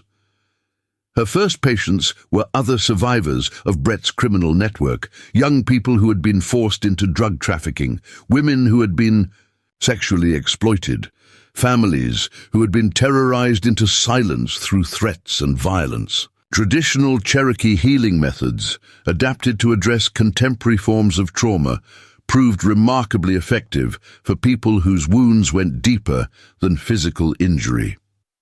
Autumn developed techniques that combined her grandmother's Appalachian folk medicine with Cherokee traditional practices, creating healing approaches that were specifically designed for people who had been harmed by the intersection of poverty, addiction, and criminal exploitation. Her work attracted attention from social service agencies, mental health professionals, and traditional healers throughout the region who recognized the need for trauma treatment that addressed spiritual as well as psychological dimensions of healing.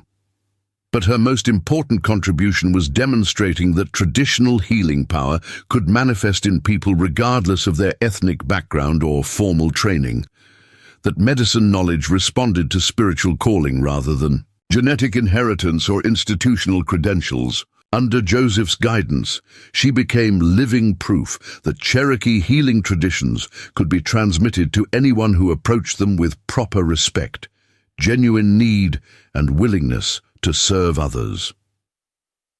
The healing lodge that had begun as Joseph's private cabin evolved into a teaching center that attracted students from across the country. Medical professionals, social workers, therapists, and clergy came to learn traditional approaches to trauma treatment that had proven effective where conventional methods failed. Autumn found herself teaching workshops, training programs, and certification courses that transmitted indigenous healing wisdom to practitioners who worked in hospitals, clinics, and community organizations throughout the United States.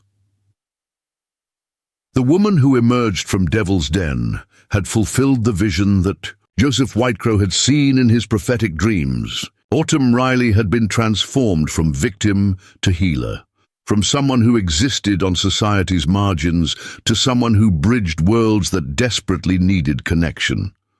Her ordeal had initiated her into forms of power that she was now using to heal wounds that extended far beyond her individual experience.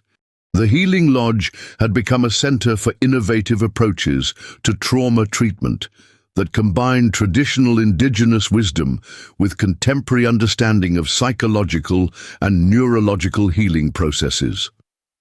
Research partnerships with universities and medical centers were documenting the effectiveness of traditional healing methods, providing scientific validation for practices that had sustained indigenous communities for thousands of years.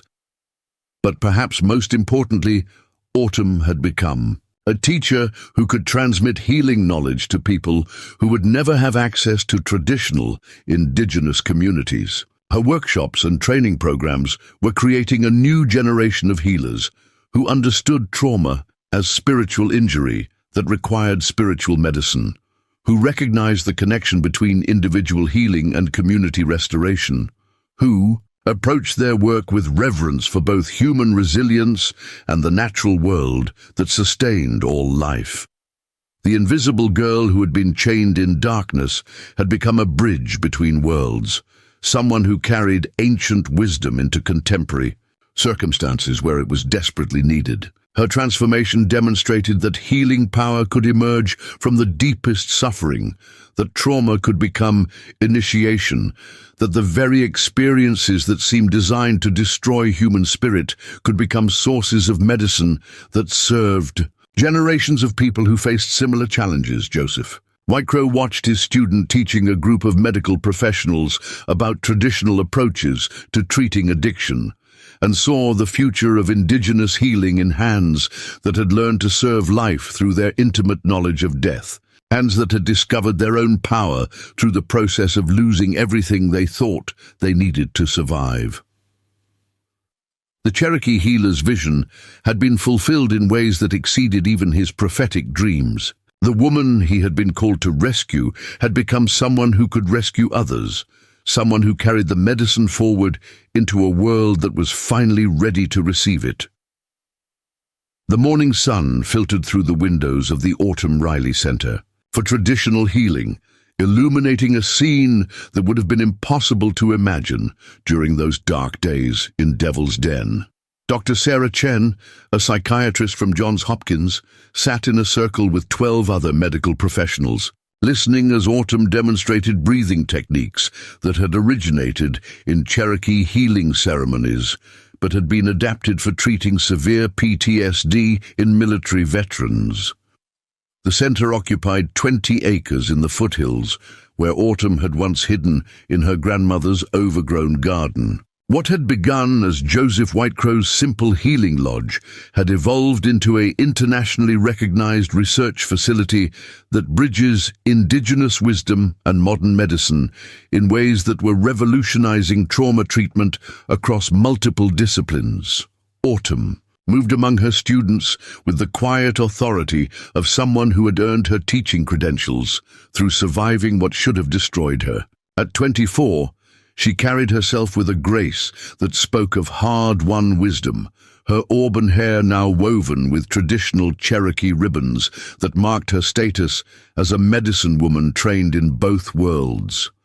The invisible girl who had once cleaned Floors and tended secret gardens had become someone whose insights were sought by medical schools, government agencies, and healing centers throughout the world. The impact of Autumn's work extended far beyond the individuals she treated directly. The testimony she had provided during Brett Hawkins' trial had led to the development of new federal protocols for protecting vulnerable witnesses, particularly those who existed outside traditional social support systems. The Department of Justice now maintained specialized programs for people like Autumn, individuals whose isolation had made them targets for criminal exploitation, but whose unique perspectives made them invaluable contributors to both law enforcement and community healing efforts. Brett himself had become an unexpected catalyst for reform within the federal prison system. The restorative justice approach that Joseph Whitecrow had advocated during Autumn's healing process had been applied to Brett's case, resulting in his participation in victim-offender dialogue programs that helped other survivors of similar crimes process their trauma while holding perpetrators accountable in meaningful ways. The conversation between Autumn and Brett, mediated by Cherokee traditional justice practitioners and conducted within the framework of federal sentencing guidelines, had created precedents that were being studied by criminologists and applied in cases throughout the federal court system. The approach didn't eliminate punishment, but it created space for healing that benefited both survivors and perpetrators while reducing recidivism rates that had plagued traditional incarceration models. The research partnerships that had grown out of Autumn's healing work were producing scientific documentation of phenomena that indigenous healers had understood for centuries.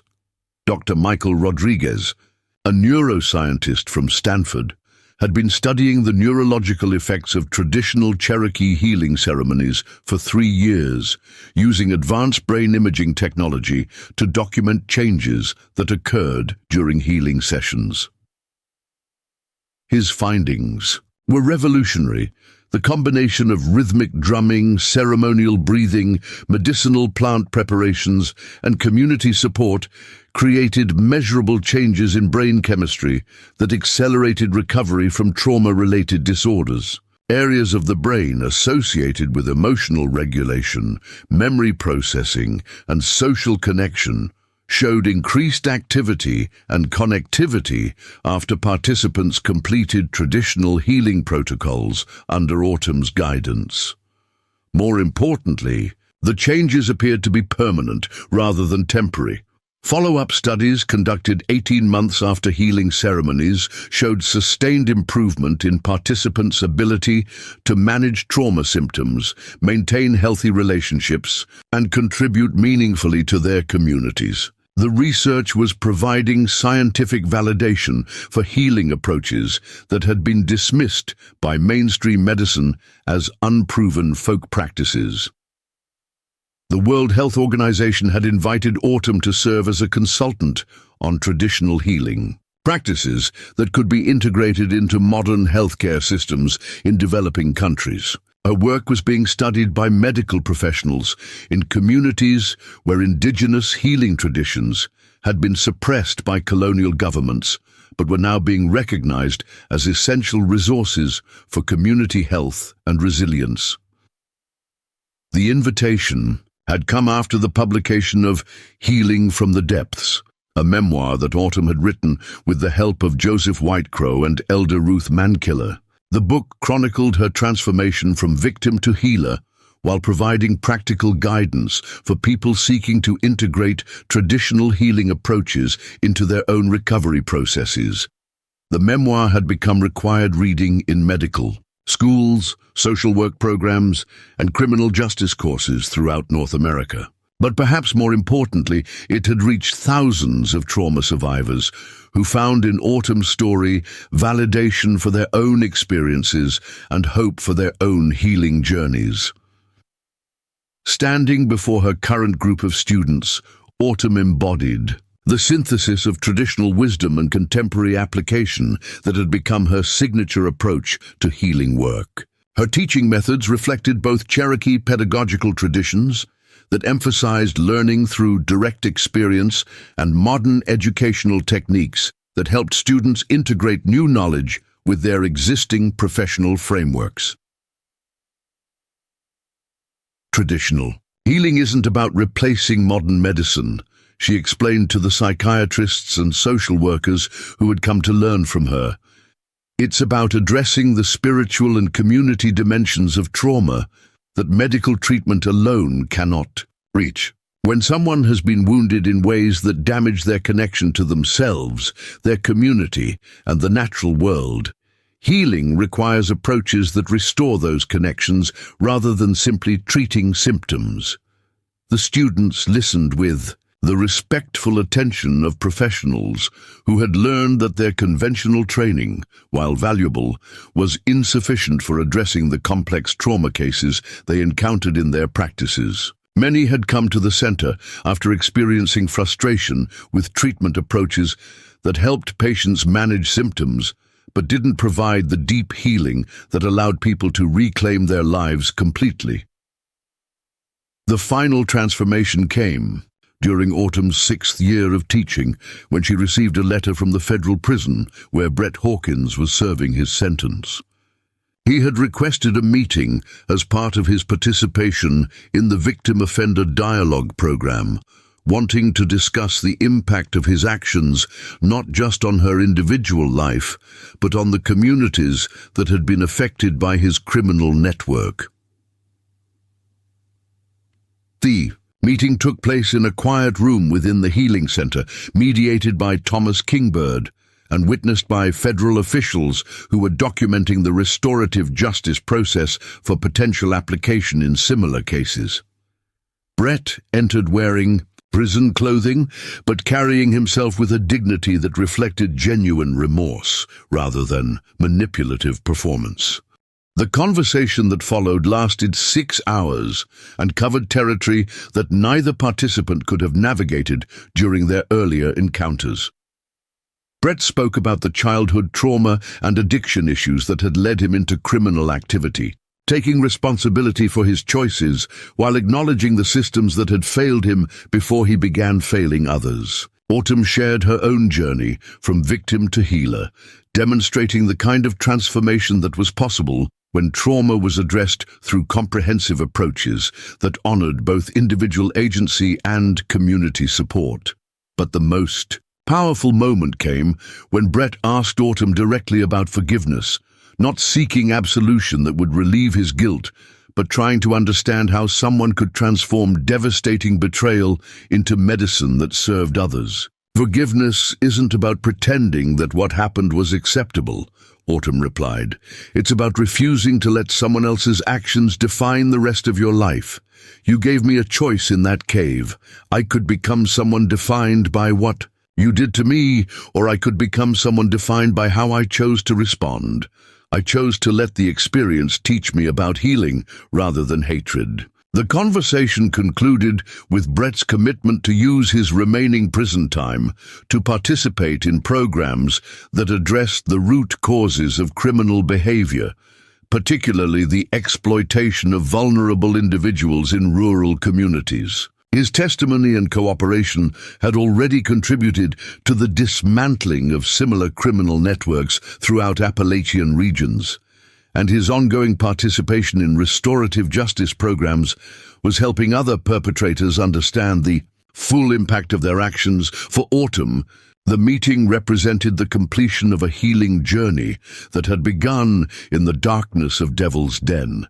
She had transformed her most devastating experience into wisdom that served not only her own recovery, but the healing of countless others who faced similar challenges. The invisible girl, who had been chained and left to die, had become a beacon of hope for people who thought their own situations were hopeless. As the sun set over the Blue Ridge Mountains that had witnessed both her destruction and her rebirth, Autumn stood in the gardens behind the Healing Center, surrounded by medicinal plants that represented healing traditions from cultures throughout the world. Cherokee healing herbs grew alongside Appalachian folk remedies, African traditional medicines, and plants used by healers from every continent. The diversity reflected her understanding that healing wisdom belonged to all humanity, that trauma and recovery were universal human experiences that transcended cultural boundaries, that the medicine she had discovered in her darkest hour could serve anyone who approached it with genuine need and respectful intention. Students and colleagues from around the world had contributed to the garden, bringing seeds and plants from their own healing traditions, creating a living library of botanical medicine that served both research and practical healing applications. The garden had become a symbol of what was possible when traditional wisdom was honored and preserved while being adapted to serve contemporary needs. Joseph Whitecrow, now 71, often sat in the garden during evening hours, watching his former student work with a new generation of healers who would carry the medicine forward into an uncertain future. His prophetic dreams had shown him a woman who would bridge worlds, but even his visionary capacity hadn't fully prepared him for the scope of transformation that Autumn's work had created. The Cherokee elder knew that his own time as a teacher was drawing to a close, but he also knew that the medicine would continue through hands and hearts that had been prepared to receive it. The young woman who had been called to him through darkness and desperation had become someone who could call others to healing, someone who embodied the possibility of transformation that gave hope to people facing their own impossible circumstances. As night fell over the mountains that had witnessed centuries of both trauma and healing, Autumn Riley stood as living proof that no darkness was permanent, that no chain was unbreakable, that no wound was beyond the reach of medicine that honored both the pain and the possibility that existed within every human heart. The invisible girl had become a light that would shine for generations to come. Up next, you've got two more standout stories right on your screen. If this one hit the mark, you won't want to pass these up. Just click and check them out, and don't forget to subscribe and turn on the notification bell so you don't miss any upload from us.